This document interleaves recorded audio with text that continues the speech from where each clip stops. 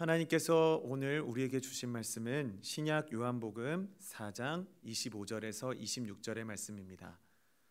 신약 요한복음 4장 25절에서 26절의 말씀을 이제 봉독합니다. 하나님의 말씀을 경청하십시오. 여자가 이르되 메시아 곧 그리스도라는 이가 오실 줄을 내가 아노니 그가 오시면 모든 것을 우리에게 알려주시리이다. 예수께서 이르시되 내게 말하는 내가 그라 하시니라. 아멘. 잠시 기도하겠습니다. 사랑해 주님 감사합니다. 오늘도 거룩한 주님의 날을 맞이하게 하여 주시고 주의 말씀 앞에 서게 하여 주심을 감사드립니다. 이 시간 주님께서 우리에게 말씀하여 주실 때에 이것이 우리의 생명의 양식으로 받게 하여 주시고 이것이 우리의 삶 속에서 생동감 있게 역동함으로 우리의 삶이 날마다 주님께 붙들려 살아가는 그러한 은혜를 경험할 수 있도록 주님 인도하여 주시옵소서. 이 시간 하나님의 언어만 이곳에 가득 넘쳐나게 하여 주시고 사람의 중심된 가치와 생각들은 제하여 주시되 오로지 주께서 우리에게 주시는 그러한 강력한 메시지만이 우리 마음 가운데 심령 가운데 남을 수 있도록 주님 붙들어 주시옵소서. 주님께 모든 영광 올려드리오며 살아계신 예수님의 이름으로 기도드렸습니다. 아멘. 사랑하는 여러분, 우리가 살아가다 보면은 이런 말을 할 때가 있습니다. 에이, 다음에 해야지. 내일에 내가 할 거야. 아유, 시간은 충분해. 라는 말을 할 때가 있죠. 여러분, 이런 말들은 우리가 어떨 때 많이 사용하는 걸까요? 주로 언제 사용하게 되는 말들일까요? 네, 당장 이런 말들은 당장에 해야 하는 일들이나 당장 마주한 일들을 바로 하지 않고 미룰 때 우리가 보통 하는 말들입니다. 아이들이나 학생들에게는 학교나 학원에서 내준 숙제일 수도 있고요. 일반 직장인이나 장년들, 어른들에게는 일터에서 해결해야만 하는 어떤 문제일 수도 있습니다. 그런데 여러분, 우리가 이런 일을 맞이했을 때, 학생들이나 그리고 어린아이들이 이런 숙제를 맞이했을 때 우리가 보통 이런 일들을 언제 해결해야 하는지, 언제 해결해 내는 것이 좋은지 우리는 모두 다 그 해답을 잘 알고 있습니다. 네, 숙제도 집에 와서 바로 하는 것이 좋고요. 그리고 우리가 마땅히 해결해 내야 하는 일도 그 일을 배당받은 그 즉시 해내는 것이 좋다라는 사실을 우리는 모두 다 잘 알고 있습니다. 왜 그럴까요? 나중으로 미뤄봤자 아이들에게는 숙제를 아예 못하게 되거나 하루 동안 해야 할 일들을 미루다가 미처 끝내지 못하는 일들을 우리가 겪을 수 있기 때문입니다. 그래서 부모님들께서는 놀고 있는 아이들에게 줄곧 이렇게 묻곤 하시죠. 예, 너는 오늘 숙제 다 하고 노는 거니? 라고 말입니다. 이처럼 뭔가 미루는 일들은 우리의 삶 속에서 멀리 있지 않습니다. 우리가 살아가는 동안 우리 한국 사회에서도요, 그런 일들이 너무나도 많이 일어나고 있다는 사실을 우리는 볼 수가 있는 것이죠. 그 대표적인 사건이 무엇일까요? 이른바 코리안 타임이라고 불리는 그러한 모습으로도 우리는 볼 수가 있는 겁니다. 코리안 타임이 무엇일까요? 약속을 해놓고 그 약속된 그 시간에 우리가 딱 만나는 것이 아니라 5분이면 5분, 10분이면 10분, 1시간이면 1시간, 아니면은 2시간, 3시간, 그 기한도 없이 늦게 그 장소에 도착하는 것입니다. 이것을 우리는 코리안 타임 혹은 이 코리안 타임 효과라고 이야기를 합니다. 한국 사람만이 가지고 있는 어떤 성질이라고 이야기하는 것뿐만이 아니라 우리가 즐거운 약속을 했음에도 불구하고 그 시간을 제대로 된 그 약속에 맞춰서 지키지 못하는 그 상황을 이야기하는 효과라고 이야기하고 있는 것이죠. 여러분, 왜 이런 일이 일어날까요? 왜 약속을 미루는 일이 생겨나게 되는 것일까요? 그것은 약속을 한 그 대상에 대해서 너무나도 친밀하고 신뢰하는 마음이 있기 때문일 것입니다. 너무나도 친밀하거나 가까우면 그럴 수도 있다라는 것이죠. 거기서 더 나아가 내가 조금이라도 늦어도 그 사람은 이해해 줄 것이라는 완전한 믿음과 신뢰가 내 자신에게 있을 때, 그리고 그 사람에게 그런 믿음이 있을 때 이러한 코리안 타임 아니면 코리안 타임 효과가 생겨날 수 있다라는 겁니다. 여러분, 이런 부분에서 생각해 볼 때 우리가 가끔 예배를 드릴 때 늦는 것도 이러한 심리가 작용하는 것은 아닐까 우리는 생각해 볼 수가 있는 겁니다. 사랑하는 여러분, 여기에서 우리는 생각해 보아야 합니다. 우리에게 중요한 것은 다음이 아니라, 앞으로 다가올 나중이 아니라 지금이라는 겁니다. 보이지 않는 다음을 기약하다가 당장 내 앞에 놓여진 지금을 놓쳐버린다면 정말 지금 다음이라는 기회도 붙잡지 못할 그러한 일을 경험할 수도 있기 때문입니다. 이렇게 생각해 본다면 우리가 드리는 예배도 마찬가지입니다. 오늘 바쁘니까, 오늘은 또 다른 내 사정이 있으니까, 지금까지도 간혹 그랬는데 뭐 오늘 한 주 쉬어간다고 별일이야 있겠어? 그런 라는 생각으로 주님과의 만남을 회피하고 있지는 않은지 우리는 생각해 보아야 한다는 겁니다. 사랑하는 여러분, 분명한 것은 이 하나님께 드리는 예배는 나의 유익을 위한 것이 아니라 하나님께서 성도된 우리에게 요구하시는, 하나님께 영광을 올려드리기 위한 명령임을 우리는 기억해야 한다는 것입니다. 오늘의 말씀에서도 이에 대한 분명한 메시지를 예수 그리스도를 통하여 우리에게 전달해주고 계시다는 사실을 우리는 발견할 수가 있습니다. 오늘의 본문 말씀은 우리가 너무나도 잘 알고 있고 우리가 보통 예배의 부름 시간에 많이 인용되는 그런 말씀 구절, 그 다음에 나오는 말씀이 바로 오늘 제가 여러분들과 나눴던 본문의 말씀인데요. 우리가 오늘의 이 말씀 전에 많이 다루어지고 인용되는 말씀에 대해서 먼저 한번 생각해 보기 원합니다. 그 말씀은 요한복음 4장 23절에서 24절의 말씀입니다. 제가 읽겠습니다. 아버지께 참되게 예배하는 자들은 영과 진리로 예배할 때가 오나니 곧 이때라. 아버지께서는 자기에게 이렇게 예배하는 자들을 찾으시느니라. 하나님은 영이시니 예배하는 자가 영과 진리로 예배할지니라. 우리 이 말씀 많이 있죠. 하나님은 영이시니 예배하는 자가 영과 진리로 예배할지니라 라고 이야기를 하고 있는 겁니다. 여러분, 이 23절과 24절에서 우리 성도들에게 말씀해주고 계시는 말씀은 무엇입니까? 예배하는 이들에게 곧 영과 진리로 예배할 때가 이른다라는 겁니다. 그날이 언제입니까? 다음이 아니라 지금이라는 것이죠. 왜 지금이라고 이야기하고 계시는 걸까요? 하나님께서 예배하는 자들을 날마다 찾고 계시기 때문이라고 이야기를 하고 있는 것입니다. 더불어서 하나님께서는 영이시기 때문에 예배하는 우리가 우리의 영과 그리고 주께서 주신 진리의 말씀을 힘입어서 예배해야 할 것임을 선포해주고 계시는 말씀이 바로 요한복음 4장 23절에서 24절의 말씀이라는 것이죠. 이것이 예배의 모습이며 예배자의 모습이어야 된다라고 이야기를 해주고 있는 것입니다. 그리고 이 말씀, 이 선포 이 말씀 다음에 나오는 말씀 본문이야말로 오늘 제가 여러분들과 함께 읽었던 요한복음 4장 25절에서 26절의 말씀인 것입니다.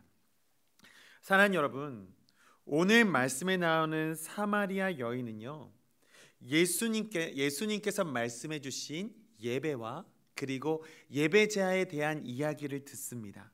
그리고 나서 그 이야기들은 사마리아 여인은 이렇게 이야기합니다. 그런가요? 근데 장차 메시아 그리스도가 오실 겁니다. 그리고 그가 와서 이 모든 것들을 확실하게 알게 해주실 것입니다 라고 이야기를 합니다. 그런데 여러분, 여기서 나타나는 특징이 있습니다. 사마리아 여인이 말하는 그 이야기의 중심은요, 현재에 있지 않습니다. 다음이라는 미래를 향하고 있다라는 것이죠. 여러분, 이것은 사마리아 여인만의 문제가 아닙니다. 오늘을 살아가는 신앙인들에게도요, 나타나고 있는 모습이라는 겁니다. 이 때문에 당장에 마주한 예배에 신경 쓰지 못하고 막연한 미래를 소망하는 이들이 늘어나게 되었습니다. 그렇기 때문에 우리에게 나타나는 모습이 무엇입니까? 막연한 신앙들, 막연한 기도들, 그리고 막연한 믿음으로 우리의 삶이 어쩌면 코로나라는 이런 특별한 상황 속에서 나태해질 수도 있는 우리의 신앙으로 이끌고 가고 있는 것입니다. 먼 미래만 바라보는 그런 막연한 신앙으로 우리가 물들어갈 수 있는 모습을 발견할 수도 있다라는 것입니다. 여러분, 코로나는 그런 상황으로 우리는 몰아넣었습니다. 언젠간 그치겠지. 언젠간 멈추겠지. 멈췄던 예배도 언젠가 회복되겠지. 그때 다시 나아가 예배당에 나아가 예배드리면 되겠지. 그때 회복하면 되잖아. 그런 막연한 신앙, 막연한 믿음이 우리 가운데 있지는 않은지 우리는 돌아보아야 한다는 겁니다.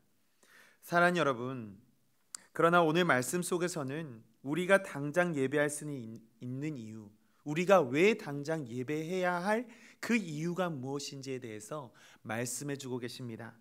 그 오늘 말씀 중에서 주시는 첫 번째 메시지는 이것입니다. 함께 읽겠습니다. 시작. 예배 때는 이미 우리에게 주어져 있기 때문입니다. 오늘의 본문 말씀 25절의 말씀을 읽어드립니다. 여자가 이르되 메시아 곧 그리스도라는 이가 오실 줄을 내가 아노니 그가 오시면 모든 것을 우리에게 알려주시리이다.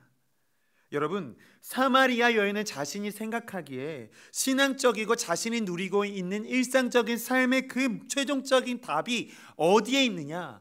현실, 지금 살아가고 있는 지금에 있는 것이 아니라 장차 올 미래에 확실하게 해답으로 올 것이라고 생각하고 있는 겁니다. 한마디로 지금 당장은 어쩔 수 없이 살아가고 있는 것이다 라고 이야기를 하고 있는 것이죠. 현대적인 표현으로 이야기를 해본다라면 이렇게 표현할 수가 있는 것입니다. 죽지 못해 살아갑니다.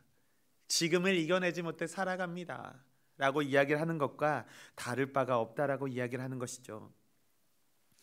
막연한 미래에 기댄 채 당장 자신 앞에 계신, 그녀 앞에 계신, 확실하게 자신의 앞에 계신 예수 그리스도를 메시아로 그리스도로 바라보지 못하고 살아가고 있는 그런 사마리아 여인의 모습을 오늘의 말씀 속에서 우리는 발견할 수가 있는 겁니다.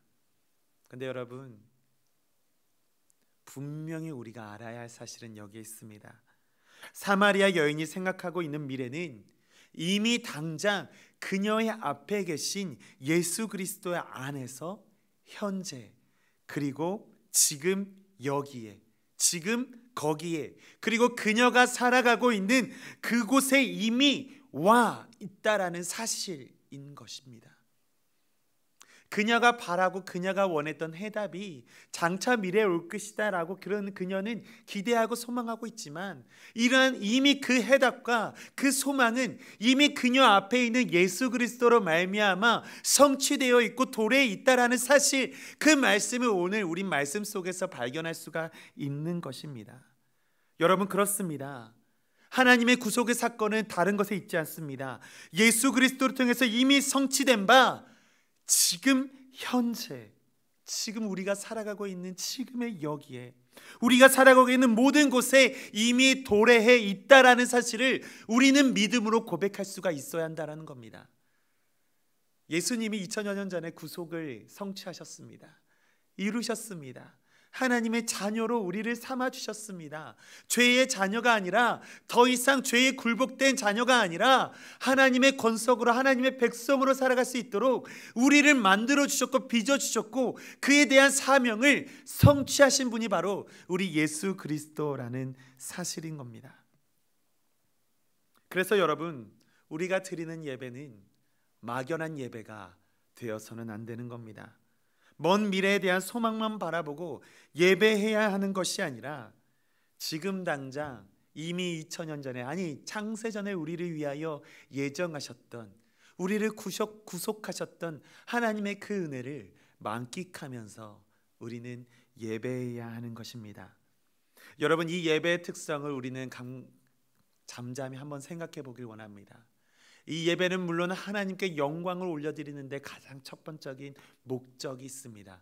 그런데 여러분, 이 예배의 또 하나의 특징은 무엇이냐면 우리를 하나님의 은혜 가운데 머물게 한다라는 그러한 목적, 그러한 효과가 있다라는 겁니다.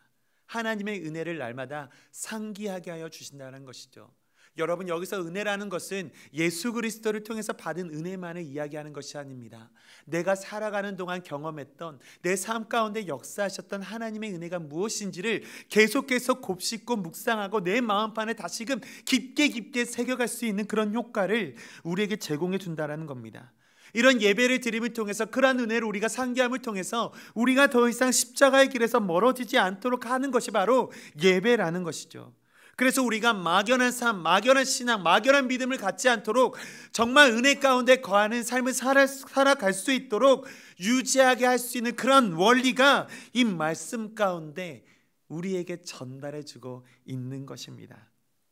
여러분, 우리가 드리는 예배는요, 지금 내 자리에서 오늘 말씀해 주신 바와 같이 그러한 예배자의 모습으로 살아갈 때 그 속에서 말씀하시는 하나님의 인도하심을 따라 하나님의 자녀로 살아갈 수 있게끔 하는 힘을 우리에게 더하여 주시는 것입니다.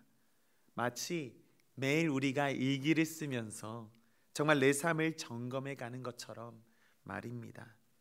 여러분, 초등학교 4학년 때부터 부모님의 강요로 일기를 쓰게 된 한 소녀가 있었다라고 합니다. 어머니는 매일 이 소녀가 일기를 제대로 쓰는지, 빼먹지 않고 잘 내용을 기록하고 있는지 정말 엄격하게 혼내면서 일기를 쓰게 만들었다라고 합니다. 그렇게 소녀는 몇 년을 하다 보니까 습관이 되었고요. 그리고 엄마가 시키지 않아도 자신이 일기를 쓰지 않으면 너무나도 어색하고 공허한 마음이 들어서 일기를 쓰게 되는 지경에 이르게 됐다라고 합니다. 그런데 여러분, 근데 이 소녀가 10대 때 한국 전쟁이 일어나서 양가 부모님은 모두 다 이제 돌아가시게 되었습니다. 그리고 2살짜리 남동생, 2살짜리 동생과 함께 먹고 살기 위해 버텨야 하는 그런 너무나도 힘든 상황에 놓여지게 되었는데, 그러한 그녀가 버틸 수 있었던 힘이 무엇이 되었냐면 바로 일기 쓰는 것에서 앞으로 희망을 또 바라볼 수 있게 되었다라는 겁니다. 일기 쓰기를 통해서 지친 심신이 위로를 받았다라고 이야기를 합니다. 그렇게 일기를 쓰던 소녀는 어느새 40년이 넘게 약 80여 권의 일기를 써서 한국에서 가장 일기를 많이 쓴 사람이라는 이름으로 기네스북에 등재되었다라고 합니다. 어찌 보면 그 소녀는 평탄하지 않은 그러한 삶을 살아갈 수도 있었습니다. 물론 엇나갈 기회도 분명히 많이 있었을 겁니다. 그런데 그 와중에도 올바른 삶을 살아갈 수 있었던 비결에 대해서 한 사람이 그녀에게 이렇게 물었다라고 합니다.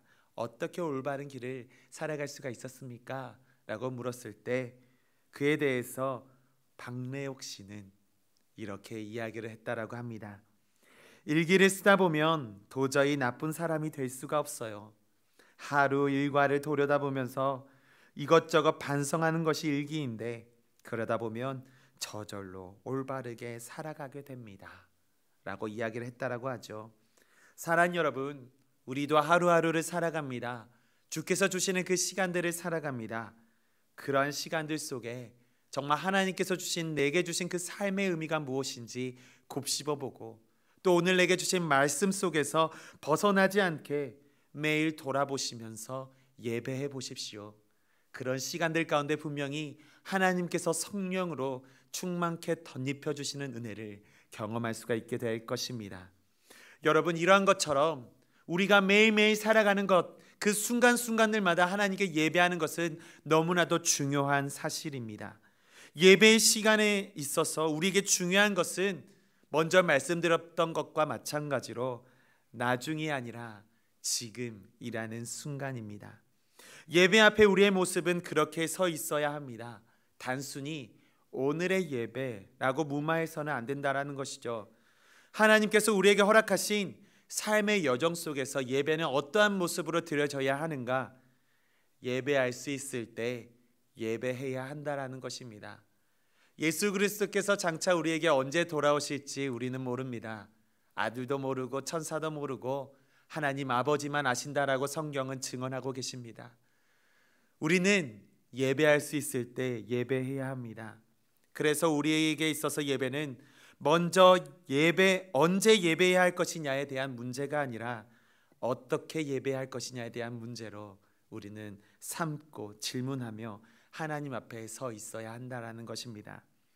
여러분, 우리가 당장 예배할 수 있는 이유, 우리가 당장 예배해야 할 이유, 그 두 번째는 바로 이것입니다. 우리의 삶의 회복의 반전을 하나님께서는 이미 이루고 계시기 때문입니다. 오늘의 본문 말씀 26절의 말씀을 읽어드립니다. 예수께서 이르시되 네게 말하는 내가 그라 하시니라. 예수께서는 그 사마리아 여인에게 말씀하셨습니다. 지금 너에게 말하는 내가 네가 말한 그리스도다, 메시아다 라고 말씀하여 주고 계시는 것이죠. 여러분, 이 말씀을 듣는 사마리아 여인의 입장을 한번 생각해 보길 원합니다. 사실 이 말씀을 들은 이 사마리아 여인은요, 그 여인에게 있어서는 엄청난 반전과 같은 이야기였다라는 겁니다. 단순히 야곱의 우물에 물을 기르러 갔었던 그런 사마리아 한 여인이었을 뿐인데, 우물 그 옆에, 야곱의 유물 옆에 앉아있던 한 남성을 통해서 너무나도 황당한 이야기를 듣는 겁니다. 이상한 경험들을 하게 됩니다. 이상한 이야기들을 듣게 되는 그 상황이 바로 이 말씀이었다라는 것이죠. 여러분, 유대인으로 보이는 남성이 그들이 상종도 하지 않는 사마리아 사람, 특히나 남성도 아닌 여성에게 물을 달라고 했다라는 점, 그것이 첫 번째 이상한 점이었고요. 두 번째서는 유대인이 이야기하고 있었던 예루살렘이나 혹은 사마리아인들이 예배한다라는 어떤 그리심산, 그들의 산, 그런 장소가 아니라 그런 장소와 상관없이 온전하게 예배할 때가 곧 이르게 된다라고 이야기를 하고 있는 점, 그것이 두 번째. 세 번째는 무엇이냐면, 그 남성 자체, 그 본인께서 그가 말했던, 여인이 말했던 메시아 그리스도라고 이야기를 하고 있는 겁니다. 이것이 이상하게, 그리고 그녀가 받아들일 수 없는 이 세 번째 이유였던 것이죠. 여러분, 이런 이야기들은 사마리아 여인에게서는 결코, 그 입장에서는 결코 한 번에 이해되거나 받아들일 수가 없는 이야기였습니다. 여러분, 이를 이해하기 위해서는 그래 유대인들과 사마리아인들의 그 갈등에 대해서 먼저 한번 생각해 보아야 합니다. 여러분, 포면적인 이야기로서는 이렇습니다. 사마리아인들이 기원전 721년에 아수르에서 멸망을 당하고 일부의 주민들이 쫓겨나게 됩니다. 그리고 살아가는 그 지역에 이방인들이 마구 들어오게 되죠. 그리고 그 이방인들과 사마리아인들이 함께 살아가게 됩니다. 그러다 보니까 그 이방인들과 결혼하고 가정을 꾸리는 일들이 생겨났고, 그 때문에 그 자녀들이 거룩한 성민, 하나님의 자녀가 아니라 혼혈된 백성, 더러운 피를 가지게 됐다라는 것이 표면적인 이유였습니다. 그런데 생각해 보면요, 진짜 정말 왜 유대인들과 사마리아인들이 갈라서게 되었는가, 왜 상종하지 않게 되었는가, 왜 적대하게 되었는가에 대한 이야기를 우리가 살펴본다라면 진짜 이유는 기원전 6세기로 돌아가 보아야 합니다. 유대인들이요, 다시 회복되어서 그들의 고향으로 돌아가게 되었습니다. 그들이 돌아왔을 때 그들이 성전을 건축하려고 했어요. 그리고 무너진 성전을 건축하려고 하는데 사마리아인들이 와서 그들에게 도와주기를 요청했습니다. 우리가 도와줄게 이야기를 한 거죠. 근데 유대인들은 이것을 거절했습니다. 그래서 사마리아인들은 이후에 떠나가서 자신들만의 지역, 자신만의 고락을 형성해서 살아가게 되죠. 기원전 4세기가 이루어지게 되었습니다. 마치 유대인들과 경쟁하듯이 그들만의 그리심산에 이르러서 경쟁하듯이 그들만의 성전을 세웠습니다. 근데 여기서 더 나가지 않고 이 사마리아인들이 하나님의 말씀에 있어서 추구했던 그런 말씀들이 성경책에 있었었는데, 모세오경, 창세기, 출애굽기, 레위기, 민수기, 신명기를 제외한 모든 구약 성경들은 받아들이지 않았다라는 그런 모습대로 그들의 신앙생활대로 살아가게 되었다는 것이죠. 이것이 갈등의 시작이 되었습니다. 그래서 유대인들과 사마리아인 사이에는 이만큼의 간극이 생겼고 결코 좁혀질 수 없는 그러한 모습으로 지금까지 살아온 것이, 지금까지 어떻게 보면 가장 설득력 있는 학설로 이제 전해져 오고 있다라고 이야기를 할 수가 있는 것입니다. 사랑하는 여러분, 그런데 이런 상황 속에서 어쨌든 유대인들과 사마리아인들 간에는 좁혀질 수 없는 그런 간극이 존재했었습니다.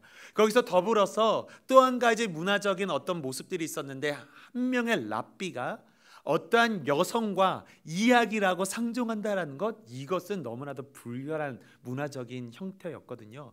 근데 더 나아가서 정말 이곳에서 가히 예수님께서 그러한 여인과 상통하시면서 이야기를 하시면서 나눔을 하시면서 그런 속에서 이루어지는 대화, 그러니까 그런 이유 때문에 가히 상상조차도 할 수가 없는 겁니다. 이런 분열 속에서 예수 그리스도께서 사마리아 여인에게 내가 그리스도라다, 네가 너한테 말하고 있는 내가 그리스도자 메시아라고 이야기를 하고 있는 겁니다.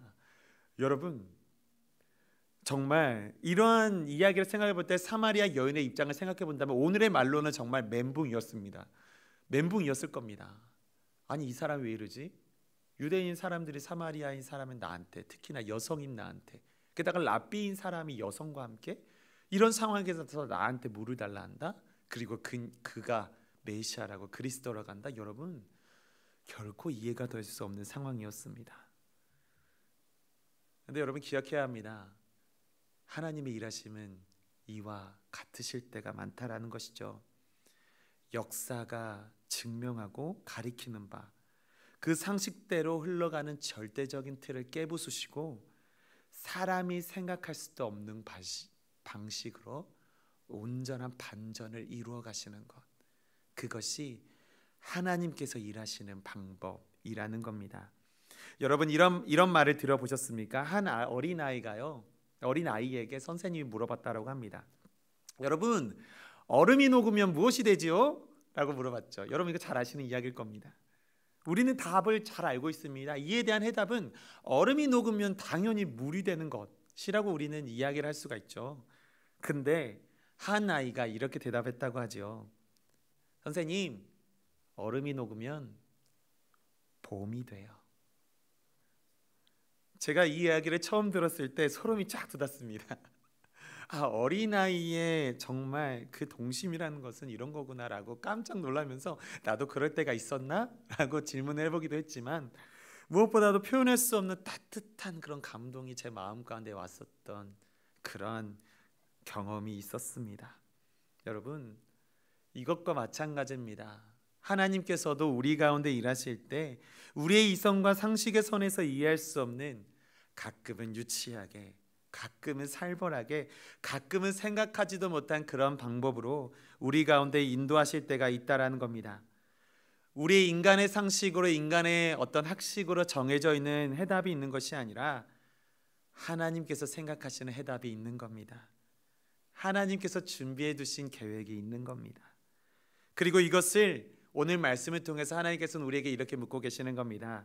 그것을 신뢰하며 믿는 믿음이 우리 가운데 있느냐라고 말입니다. 여러분, 하나님을 반전을 이루실 수도 있는 분이시고 또 반전 그 자체의 하나님이심을 고백할 수 있는 우리 모두가 됐었으면 좋겠습니다. 세 번째, 우리가 당장 예배할 수 있는 이유, 예배해야 할 이유는 여기에 있습니다. 그것은 예수님께서 우리에게 그리스도이심을 몸소 보여주셨기 때문입니다. 오늘의 본문 말씀 26절의 말씀을 다시 한 번 더 읽겠습니다. 함께 읽겠습니다. 시작. 예수께서 이르시되 네게 말하는 내가 그라하시니라. 여러분, 우리는 신앙생활을 하면서 간혹 상상을 하면서 이러한 질문을 해보죠. 하나님께서 당장에 당신의 목소리를 내게 들려주셔서 내가 선택을 하거나 어떤 결정을 해야 될 때 누구야? 이렇게 하거라 라고 말씀해 주시면 얼마나 좋을까 라는 그런 상상을 한 번쯤은 해보셨을 거라고 생각을 합니다. 이런 상상을 해보면 저는 이런 생각이 듭니다. 2000년 전에 예수님께서 살아계실 때 그때 함께 동시대에 살았던 사람들이 참 부럽다.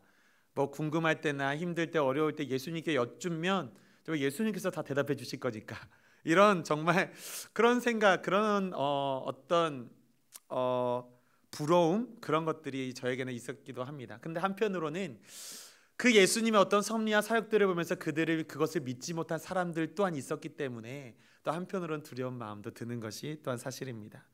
그런데 여러분, 오늘 말씀 속에서는 분명히 어리둥절하고 있는 사마리아 여인에게 예수님께서는 분명히 말씀하여 주고 계십니다.